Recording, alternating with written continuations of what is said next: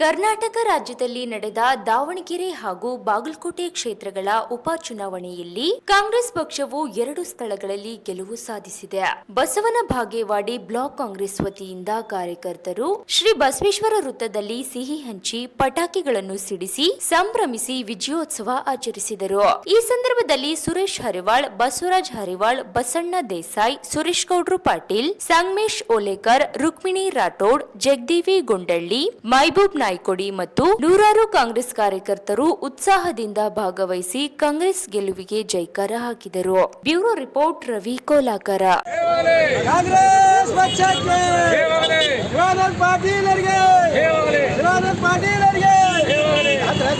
ಕಾಂಗ್ರೆಸ್ ಪಕ್ಷ ಏನು ಇವತ್ತ ಆಡಳಿತ ನೀಡ್ತಾ ಇದೆ, ಏನು ಇವತ್ತ ಮಹಿಳೆಯರ ಪರವಾಗಿ ಇರ್ತಕ್ಕಂಥ ಆಡಳಿತ ಇರಬಹುದು, ಆ ದೀನದಲಿತರ ಪರವಾಗಿ ಇರಬಹುದು, ರೈತರ ಬಗ್ಗೆ ಇರಬಹುದು, ಅಲ್ಪಸಂಖ್ಯಾತರ ಬಗ್ಗೆ ಇರಬಹುದು, ಏನು ಇವತ್ತ ವಿದ್ಯಾರ್ಥಿಗಳ ಆದಿಯಾಗಿ ಎಲ್ಲ ಸಮುದಾಯಗಳನ್ನು ಇವತ್ತು ತೆಗೆದುಕೊಂಡು ಹೋಗ್ತಕ್ಕಂಥ ಕೆಲಸ ಕರ್ನಾಟಕದಲ್ಲಿರ್ತಕ್ಕಂಥ ಕಾಂಗ್ರೆಸ್ ಪಕ್ಷ ಸನ್ಮಾನ್ಯ ಸಿದ್ದರಾಮಯ್ಯನವರ ಏನು ನೇತೃತ್ವ ಹಾಗೂ ಉಪಮುಖ್ಯಮಂತ್ರಿಗಳಾದಂಥ ಸನ್ಮಾನ್ಯ ಡಿ.ಕೆ. ಶಿವಕುಮಾರ್ ಅವರ ನೇತೃತ್ವದಲ್ಲಿ ಇರ್ತಕ್ಕಂಥ ಕರ್ನಾಟಕದಲ್ಲಿರ್ತಕ್ಕಂಥ ಕಾಂಗ್ರೆಸ್ ಪಕ್ಷ ಸಮರ್ಥವಾಗಿ ಆಡಳಿತವನ್ನು ನೀಡಿದ ಫಲನೇ ಇವತ್ತಿನ ಎರಡು ಏನು ಬಾಗಲಕೋಟೆ ಮತ್ತು ದಾವಣಗೆರೆ ಉತ್ತರದಲ್ಲಿ ನಾವು ಗೆಲ್ಲಲಿಕ್ಕೆ ಏನದ ಇವತ್ತು ಹಾದಿ ಆಯಿತು ಅಂತಕ್ಕಂಥದ್ರ ಬಗ್ಗೆ ನಾವು ಹೇಳ್ತಾ ಇದ್ದೇವೆ.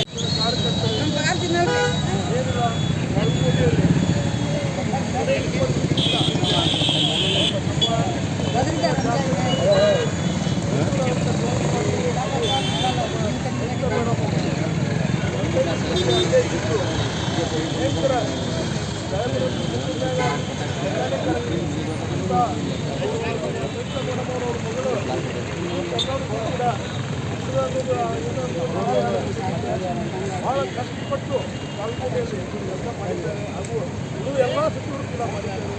ಹಾಗೂ ಬಾಗಲಕೋಟೆಯಲ್ಲಿ ನಾನು ಸಂತೋಷವನ್ನು ಕೊಡುವಂಥ ಕಾರಣಗಳ